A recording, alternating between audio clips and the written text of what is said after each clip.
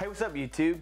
I'm John Mura, and today we're going to be talking about the news that's going on in the world, stimulus and SSI payments. If you haven't already subscribed to our YouTube channel, make sure to click that subscribe button now. It's completely free and it helps this channel out so much. So thank you guys. So there is good news for millions of Social Security recipients as they are set to receive their next payment, which is amazing news, so long as they were born between the 20th and the 31st of the month. Let me explain. These payments, which are worth up to $1,657, have been sent out and should land in people's accounts in the near future. There are checks totaling more than $10,000 now available. With anyone claiming the Social Security, they're able to discover these exact date payments and know exactly when everything's going to be made. So the question is, how much will my SSI payment be? Well, there is a slight increase in the average SSI income benefit for recipients. It has risen by $34 on the average to $621 a month. As such, over the course of the year, this amounts to $7,452.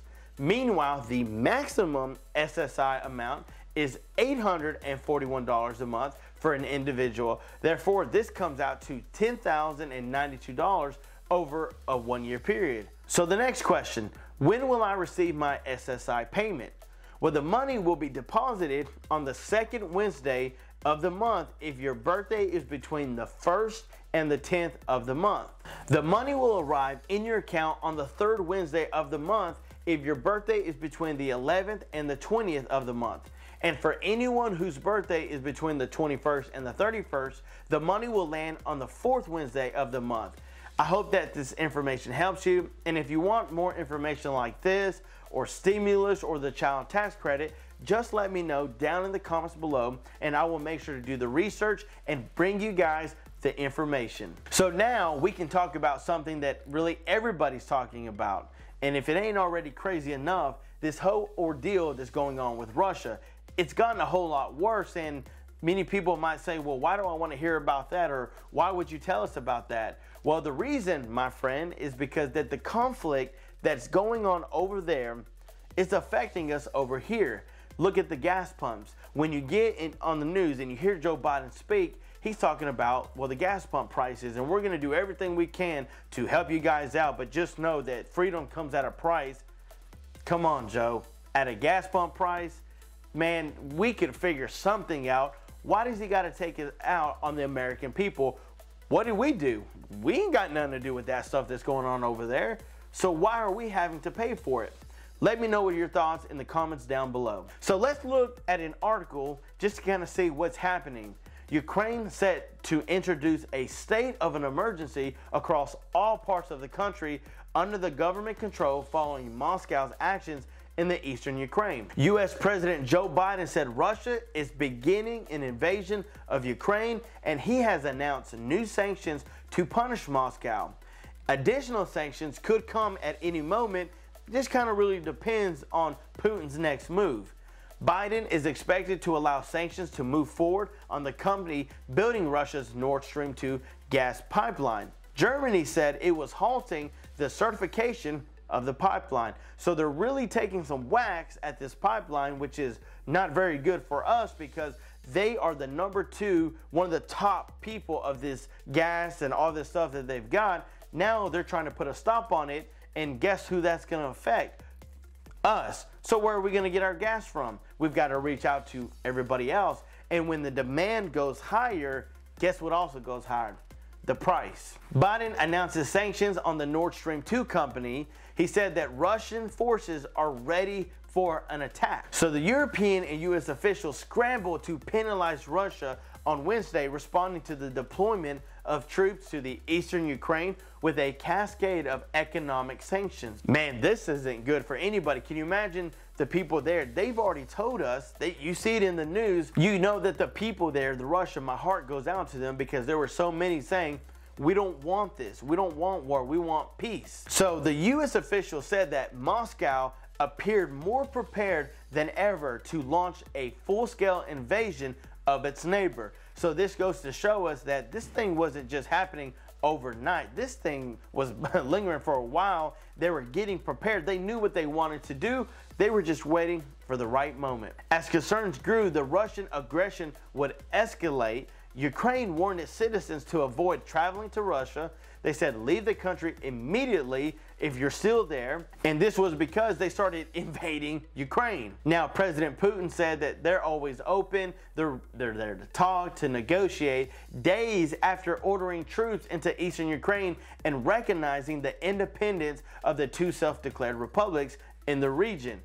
Yeah, he's really wanting to talk, right? He just sent the troops, the peaceable troops, remember?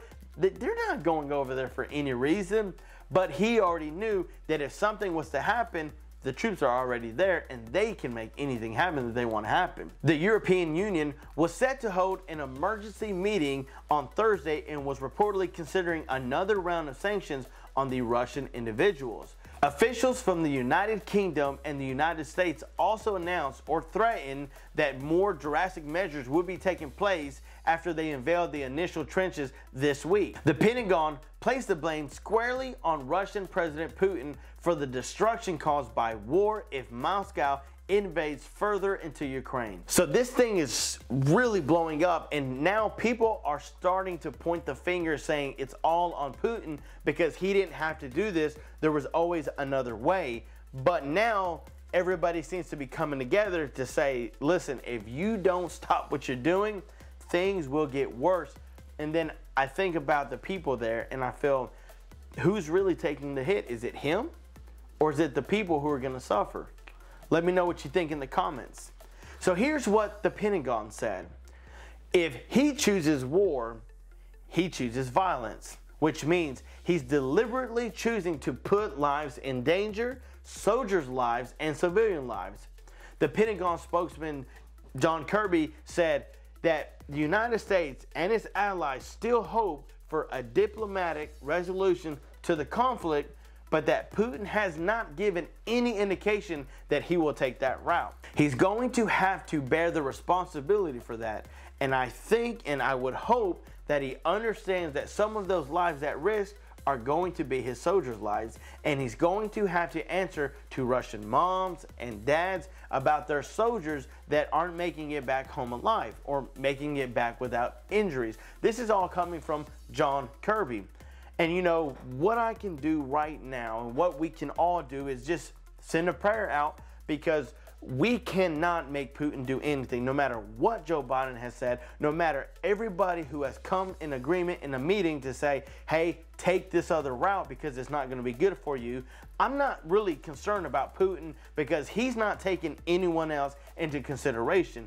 The soldiers that he has going out there, the families that will be devastated by things that are happening, the people are the ones who are going to suffer. Not the government, not the leadership in Russia, it's the people. And that's where I don't really understand how the governments are set up to run. Aren't they supposed to help the country and the people? But it doesn't sound like it in this case. And all I can do right now is keep my fingers crossed and hope for the best that he does decide to go another route. I mean, I agree with John Kirby. I'm hoping that he finds another solution and backs off this going to war with Ukraine. I mean, something has to give. And I hope that he does the right thing for his people.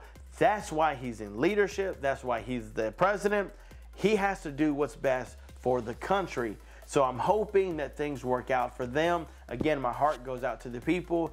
You know, several people stated that they didn't want to go to war. They wanted peace. So I'm just hoping that things pan out in the right way for the good. And you know what, guys? There's always another way to handle things. So I'm hoping the best for them, and our prayers are with them. All right, guys, that is all that I have for you today. Stay tuned for more videos to come. Let us know how you feel about all this stuff that's going on. And also, if you're wanting to see certain videos, such as stimulus videos, updates on the child tax credit, anything that's going on, whether it's investing or, hey, should I invest right now? Or what should I do with my money? I'm working on some more videos to come soon that will help you guys out a whole lot. Don't forget to like and subscribe. And until next time, I'm John Muro. Peace.